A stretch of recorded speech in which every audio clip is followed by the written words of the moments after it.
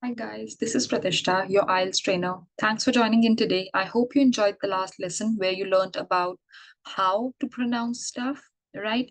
We will take that knowledge in this lesson and we will start practicing how to speak, how to make basic conversations, how to carry forward dialogues and be able to speak about your daily life, your hobbies, asking questions, answering them, and how to do that all while using correct pronunciation, I would say.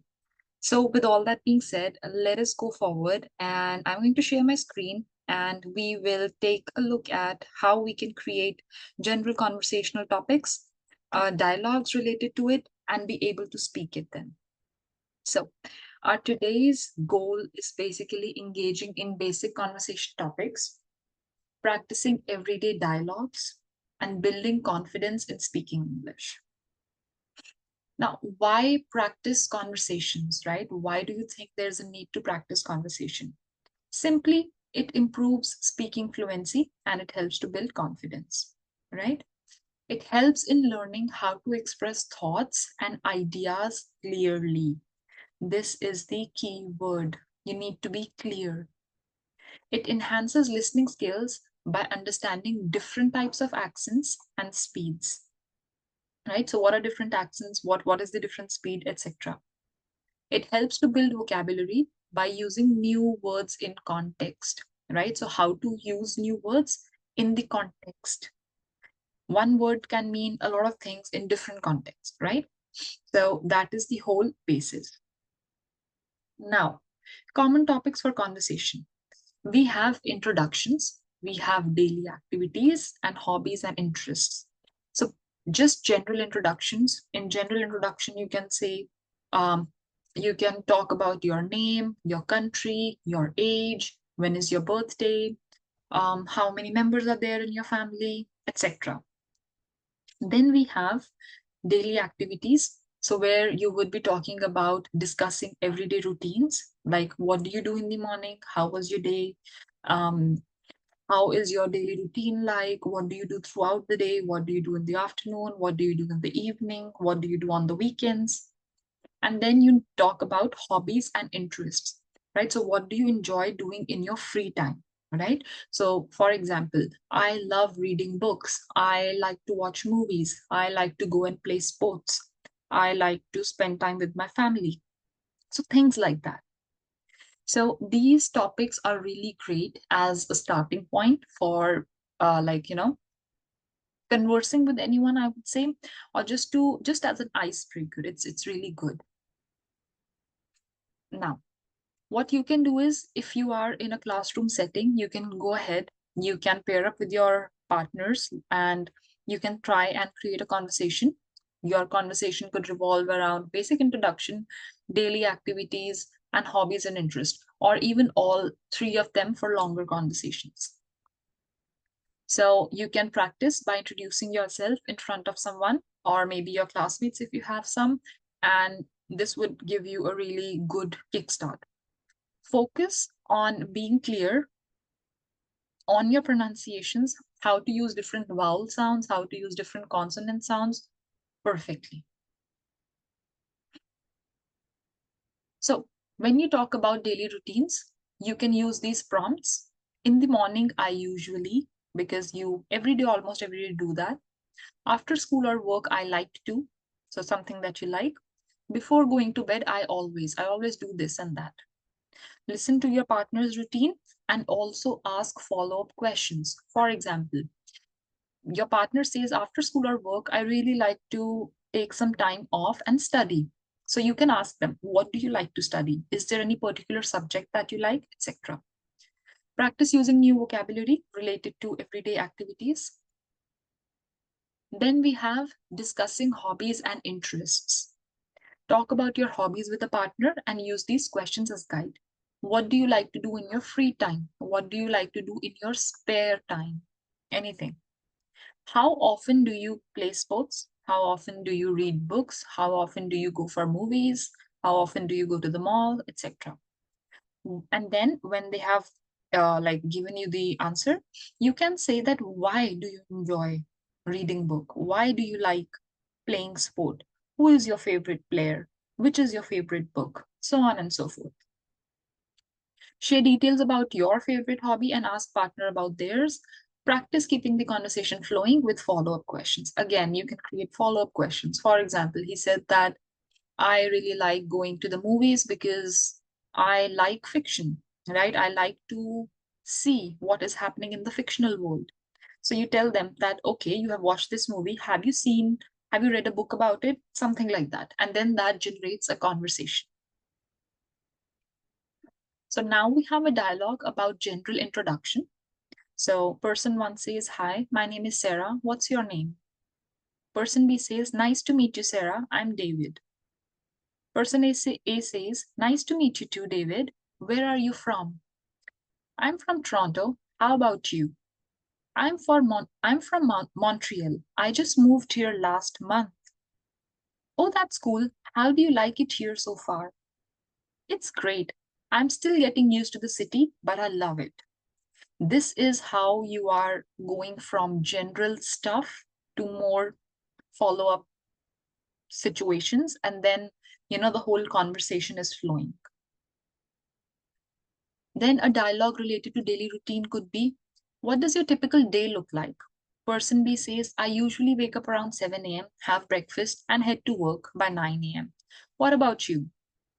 So person says, I get up at 6 a.m. to go for a run. Then I work from home most of the day. After that, I usually spend some time reading. Person B says, that sounds productive. Do you find it hard to work from home? So again, this is a follow-up question.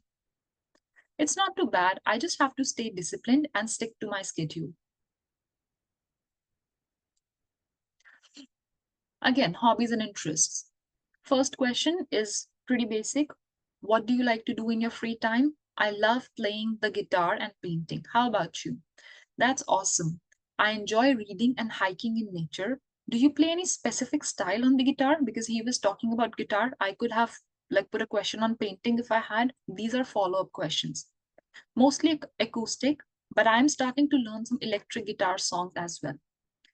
Person A says, sounds fun. I have always wanted to learn to play an instrument, right? And then maybe their conversations can follow up. About weekend. So, what did you do last weekend? Person B says, I went camping with some friends. It was so refreshing to be out in nature. What about you? That sounds amazing. I spent my weekend catching up on some movies and relaxing at home.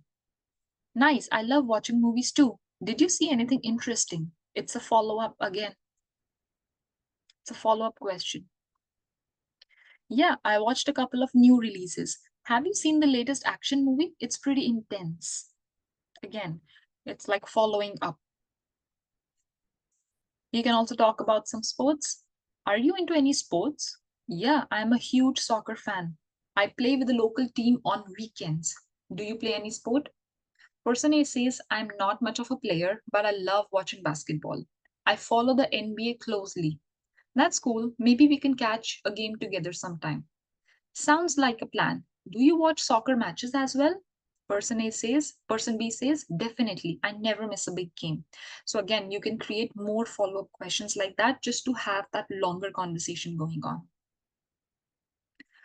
Tips for effective communication is listen actively, pay attention to what others are saying, right? Ask a lot of questions. Um, Show interest by asking a lot of questions that are not in just yes or no. Those are called close-ended questions. I'll tell you the difference between close-ended versus open-ended. The close-ended questions, for example, are like yes or no. Did you eat breakfast? Yes or no, right? What other possible answers can be there? Did you clean the dishes? Either it can be yes or no. No other possible answers. But why do you like cleaning dishes? The answer cannot be yes or no, right? It has to be subjective. Means that I would have my personal answer, you would have your personal answer, I can have 5 reasons, you could have 3 reasons, so on and so forth. So we always try to put more open-ended questions to others, right? So that they are able to explain their point of view and you are able to learn and listen carefully and then ask follow-up questions, right?